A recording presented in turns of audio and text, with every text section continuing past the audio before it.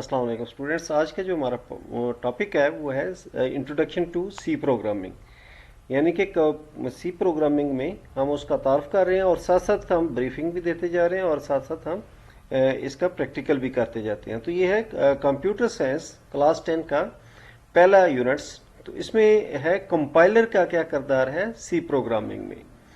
तो सबसे पहले हम इसको पढ़ते भी जाते हैं और मैं साथ साथ आपको इसकी ब्रीफिंग भी देता जाता हूँ कि ये क्या चीज़ है, और जहाँ कहीं भी प्रैक्टिकल हुआ तो हम वो प्रैक्टिकल भी साथ साथ करते जाएंगे। तो computer only understand work in a machine language consisting of zero and ones. जो कंप्यूटर है वो इंसानी जबान तो समझ नहीं सकता, वो सिर्फ समझ सकते हैं मशीन लैंग्वेज। मशीन लैंग्वेज क्या है? Zero and one. Zero and one क्या है? जैसे हम बाइनरी डिजिट्स हैं, डेसिमल डिजिट, मुख्तलिफ किस्म के डिजिट्स होते हैं, और ये जो कंप्यूटर है वो ओनली सिर्फ बाइनरी डिजिट्स को ये समझ सकते हैं, और इसको दूसरे लफ्जों में मशीन लैंग्वेज भी कहा जाता है। They require the conversion of a program written in a programming language to machine language। तो ये जो कंप्यूटर है इनकी क्या रिक्वायरमेंट होता है? जो प्रोग्राम्स लिखे होते हैं इंग्लिश में या दूसरी लैंग्वेज में, उनको कन्वर्ट कर देता है। वो ये इंग्लिश वाली लैंग्वेज जो है कंप्यूटर चूंकि समझ नहीं सकता, तो उनको एक यानी कि एक इंटरप्रेटर चाहिए जो कि उनको ट्रांसलेट करके बताए। मसलन जैसे कि आपने मुख्तलिफ कंट्रीज में हमारे सदर, वजीर आजम वगैरह जाते हैं, तो वो हर मुल्क के सदर ने अपने पास वो यानी कि ट्रांसलेटर बताए रखे होते हैं। तो क्या करते हैं, जो वो शख्स है तो वो दूसरा शख्स जो उस लैंग्वेज को जानता है वो उसको ट्रांसलेट कर करके यानी कि बता रहा होता है। सेम जो कंपाइलर का भी यही काम है, जो हमने प्रोग्राम मुख्तलिफ लैंग्वेजेस में लिखा होता है कंप्यूटर के लिए, वो उसको कंपाइल करते हैं और उसको कन्वर्ट कर देता है बाइनरी लैंग्वेज में, जिसको वो कंप्यूटर जो है वो समझ रहा होता है। तो उस लैंग्वेज को मशीन लैंग्वेज कहते हैं।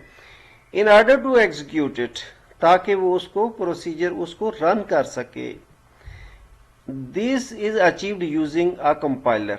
तो ये चीज जो है किसके जरिए हासिल की जा सकती है? कंपाइलर के जरिए। कंपाइलर क्या है? एक सॉफ्टवेयर है। A compiler is a software that is responsible for conversion of computer program written in some high level programming languages to machine languages। जैसा कि मैंने कहा है कि कंपाइलर का क्या है? ये एक सॉफ्टवेयर है जो कि हाई लेवल लैंग्वेज जो कंप्यूटर के लिए लिखी जाती है उनको क्या करते हैं? कन्वर्ट कर देते हैं मशीन लैंग्वेज में, जिसको वो कंप्यूटर समझ सकते हैं। तो इसमें ये देखें फिगर 1.5 में प्रोग्राम एग्जीक्यूशन किस तरह होता है। ये देखें कंप्यूटर प्रोग्राम फाइल, ये जो हम मुख्तलिफ जावा है, सी प्लस प्लस है, पाइथन है, यानी कि मुख्तलिफ लैंग्वेजेस हैं, उनमें जो लिखा जाता है प्रोग्राम उसको क्या कहते हैं? ये प्रोग्राम है उसको क्या कंपाइल कर रहा है। कंपाइल करते हैं उसको बाइनरी यानी कि में कन्वर्ट कर देते हैं, जिसको वो कंप्यूटर जो है जो लैंग्वेज को समझ रहा होता है। प्रोग्राम एग्जीक्यूशन, उसको नाम दिया गया है प्रोग्राम एग्जीक्यूशन। इसी तरह आप देख सकते हैं, इसकी मिसाल हम मॉडेम से दे सकते हैं। मॉडेम जो है वो क्या करता है? जो कंप्यूटर के अंदर हार्ड डिस्क पर डाटा जो होता है वो बाइनरी फॉर्मेट में होता है, उसको क्या करते हैं? उसको लेते हैं, उसको यानी कि एनालॉग में कन्वर्ट कर देता है, और आगे जो फर्दर जो यानी कि सेंडिंग डिवाइस है, रिसीविंग डिवाइस। सेंडिंग डिवाइस जो है मॉडेम को वो बाइनरी डिजिट में देता है, मॉडेम उसको कन्वर्ट करके एनालॉग में कन्वर्ट करता है, और जो रिसीविंग डिवाइस है वो इसी तरह उसको क्या कहते हैं? एनालॉग डिजिट्स को बाइनरी डिजिट्स में कन्वर्ट करके आगे कंप्यूटर को हैंड ओवर कर देते हैं। तो ये सेम कंपाइलर का भी यही किरदार है। तो प्रोग्रामिंग बेसिक्स क्या है? ईच प्रोग्रामिंग लैंग्वेज है सम प्रिमिटिव बिल्डिंग ब्लॉक्स, जो ऑलरेडी उसमें डिजाइन होते हैं building blocks, and provide some rules in order to write an accurate program. तो कहते हैं हर जो प्रोग्रामिंग लैंग्वेज है उसमें कुछ बिल्डिंग ब्लॉक्स होते हैं और कुछ रूल्स होते हैं ताकि उस प्रोग्राम को अच्छी तरीके से सके। This sets of rules are known as in syntax of the language. तो इन रूल्स को या इन बिल्डिंग ब्लॉक्स को क्या कहते हैं? Syntax of the language. तो उसकी एक सिंटैक्स क्या? दूसरे लफ्जों में उस लैंग्वेजेस की ग्रामर को कहा जाता है। तो syntax can be thought as the grammar of the programming languages, जैसे मैंने पहले जिक्र किया है। तो सिंटैक्स को प्रोग्रामिंग लैंग्वेज की ग्रामर कहा जाता है। While programming if proper syntax or rules of the programming language are not followed, the program does not get compiled. अगर प्रोग्रामिंग के दरमियान जो है प्रॉपर रूल्स को अपनाया नहीं जाता प्रोग्रामिंग लैंग्वेजेस की को, तो क्या होता है, वो कंप्यूटर का जो प्रोग्राम है वो प्रॉपरली कंपाइल्ड नहीं होता, वो एरर दे देता है अगर वो सिंटैक्स रूल्स को अपनाया ना जाए। In this case the compiler generates an error. तो कंपाइलर क्या कहते हैं, अगर वो सिंटैक्स रूल्स को अपनाया ना जाए तो वो एरर जनरेट कर देता है। This kind of errors called syntax error. तो इस किस्म के एरर्स को क्या कहा जाता है, सिंटैक्स एरर। तो आगे है इसका रिजर्व वर्ड्स क्या है। रिजर्व वर्ड्स जो होते हैं, every programming language has a list of words that are predefined, जो के प्री डिफाइन होते हैं। ठीक है, हर प्रोग्रामिंग लैंग्वेज के कुछ अल्फाज होते हैं, उनको यानी कि प्री डिफाइंड वर्ड्स होते हैं, उनको कीवर्ड्स या रिजर्व वर्ड्स भी कहा जाता है। Each words has its specific meaning already known as by the compiler, जो कि जब कंपाइलर जो है वो सॉफ्टवेयर जो है रनिंग कर रहा होता है, एग्जीक्यूट कर रहा होता है प्रोग्राम को, तो ऑलरेडी उसमें ये जो है इंस्टॉल होते हैं, वो उनकी वो मीनिंग को समझते हैं और उनके मुताबिक वो डिसीजन कर रहा होता है। These word are known as, या तो उनको रिजर्व वर्ड्स कहते हैं या कीवर्ड्स कहते हैं, जो कि प्री डिफाइंड वर्ड्स होते हैं लैंग्वेज में। If A programmer gives them definition of his own, it causes syntax error.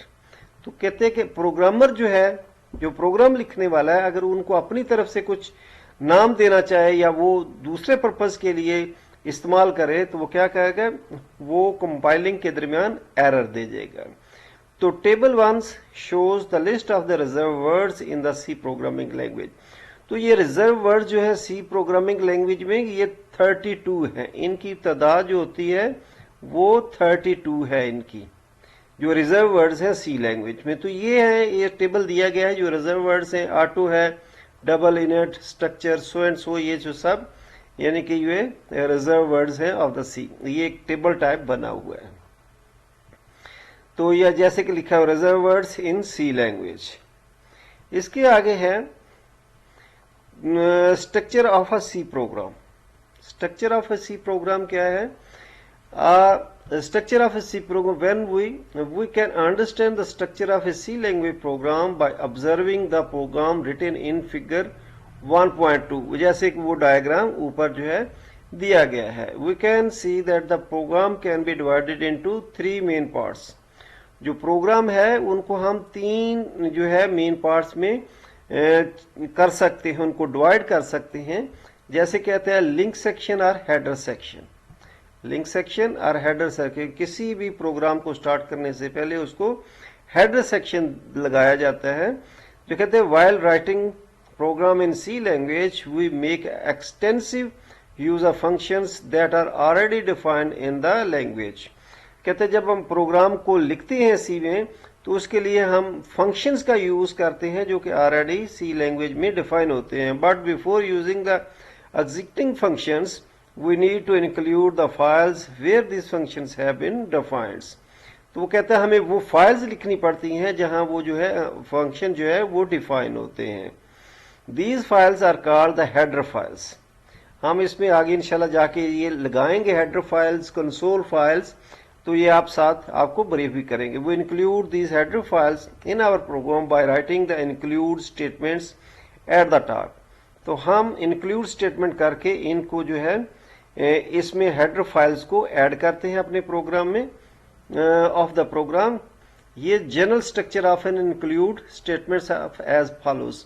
तो ये देखें हैश इंक्लूड करेंगे, यहाँ क्या है मतलब स्टैंडर्ड फाइल std के नाम से और input output, then file name, और यहाँ जो है हम क्या करेंगे हेडर h का नाम देंगे हेडर फाइल जो के तौर पर। Here header file header file name can be the name of the any header file. ये हेडर फाइल का है स्ट्रक्चर, इसको हम साथ आगे प्रोग्राम बनाएंगे तो इसमें आपको अच्छी तरह ब्रीफ करेंगे। In the above example 1.2 we have included file. File included क्या है? stdio। इसके std होता है स्टैंडर्ड और io है इनपुट आउटपुट और h की मीनिंग है header. That contains information related to input and output of the functions. Many other header files are also available. For example, file math. math contains all the predefined mathematics functions. तो math.h जब हम लिखेंगे उसमें जितनी भी mathematics से related predefined functions होंगे वो उसमें ऐड हो जाएंगे। अब ये है मेन फंक्शंस। मेन सेक्शंस क्या है? इट कंसिस्ट ऑफ मेन, ये होगी इसकी कमांड फंक्शंस के तौर पर। Every C program must contains a main, ये हम लिखेंगे हम इसमें function and its starting point of the execution, जो कि ये स्टार्टिंग पॉइंट एग्जीक्यूशन के लिए किसी भी प्रोग्राम के रन के लिए ये एक स्टार्टिंग पॉइंट है। तो बॉडी ऑफ द मेन। अब मेन के बाद जो है हम ये यानी कि अगर जो हम करली ब्रैकेट्स लगाएंगे और यहां से उसकी मेन फंक्शंस की बॉडी शुरू हो जाएगी। The body of the main is enclosed in the curly brackets. ये जो देखें ये स्टार्टिंग है और ये एंडिंग है और ये start of the curly brackets है। All the statement inside these curly brackets made the body of the main function. तमाम जितनी भी जो हमने लिखना होता है अपने प्रोग्राम वो इन करली ब्रैकेट्स के अंदर लिखना होता है। In the above program 1.2 the statements print f, जो हमने प्रिंट लेना होता है हेलो वर्ड्स, तो ये जो है आउटपुट के लिए पर्पस के लिए हेलो वर्ड है और प्रिंट एफ जो कि हमें यानी कि प्रिंट करके दिखाता है। Use the pre defined function of print F two display the statements hello words. On the computer screen we can see also create other functions in our programs and use them inside the body of the main functions। तो हम यानी कि main body function के अलावा यानी कि इसके अंदर मुख्तलिफ जो है लिख सकते हैं। तो ये इंपॉर्टेंट नोट्स हैं कुछ। Following points must be kept in mind in order to write syntactically correct C language programmes.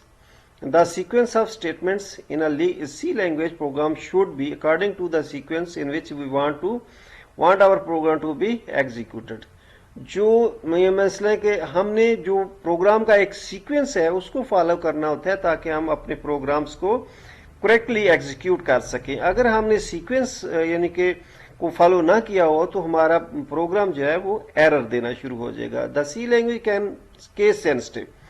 C language जो है वो केस सेंसिटिव है, mean lower and upper cases को ये पहचान रखते हैं। ये नहीं कि आप कहीं कैपिटल लेटर में लिखें और कहीं जो है लोअर लेटर में लिखें, स्मॉल लेटर में लिखें, तो ये केस सेंसिटिव लैंग्वेज है। It means if the keyword is defined with small case letters we cannot capitalise any letters in it is different.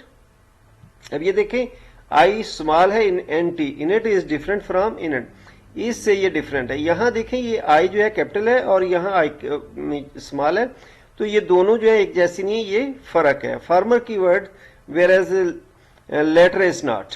तो ये जो पहला है ये जो है सी लैंग्वेज का कीवर्ड है, जबकि सेकंड जो है वो कह रहा है कि इसका ये लेटर नहीं है क्योंकि यहां जो है आई कैपिटल है। E statement ends with semi colon. ये हमने याद रखना है कि कोई भी स्टेटमेंट जो है सी लैंग्वेज में वो सेमी कॉलन से एंड होगी, जो सेमी कॉलन का सिंबल है उससे एंड होगी। अब ये देख सकते हैं एक्टिविटी कहते हैं 1.4 identify different parts of the following C program. Include करेंगे हम stdio और इंक्लूड का कंसोल आयो और लिखेंगे मेन और प्रिंट हमने क्या करना, I am student of class 10 और गेट करैक्टर। तो हम ये आपको बना के दिखाते हैं। इसमें इसको डेव C++ को ऑन किया, न्यू डॉक्यूमेंट्स में गए हम, तो इसको आपको टाइपिंग करके दिखाते हैं। ये इंक्लूड include और इसमें हो गया stdio.h। इसी के बाद नेक्स्ट है इंक्लूड include तो conio.h और इसके बाद हम लिखेंगे मेन, और इसको हमने कर दिया। और इसके बाद हम इसका कर्ली ब्रैकेट्स का स्टार लेंगे और इसमें थोड़ा सा तो यहाँ लिख देंगे गेट कैरेक्टर इनटू जो है, और इसको यहाँ जो है क्लोज भी कर देंगे। तो यहाँ चलते हैं, हमने लिखना है प्रिंट एफ।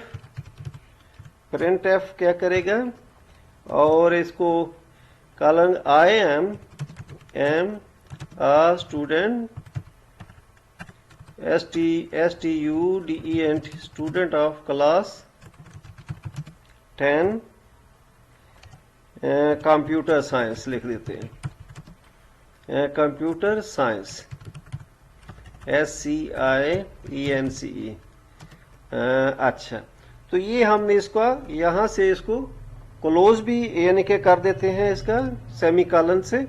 तो ये हमारा एक छोटा सा प्रोग्राम जो है इसको ये बन गया। हम इसको अब आपको रन करा के दिखाते हैं। तो देखें, इसको हमने क्या एग्जीक्यूट किया और यहाँ कंपाइल करेंगे तो वो कहेगा कि ये नाम दे ले। हम यहाँ लिख देते हैं क्लास, क्लास करके सेव किया और इसके बाद हम एग्जीक्यूट करेंगे। तो ये देखना, अब हम एग्जीक्यूट करेंगे, कंपाइल करेंगे तो ये कंपाइल हो गया। आपने देखा ये जहाँ 0 एरर, राइटिंग वार्निंग 0 और ये सारा जो है आपको दिखा रहा है। अब हम इसको रन करते हैं तो ये देखें, ये जो है आप देख रहे हैं कि I am students of class 10 computer science as subject मेरा है।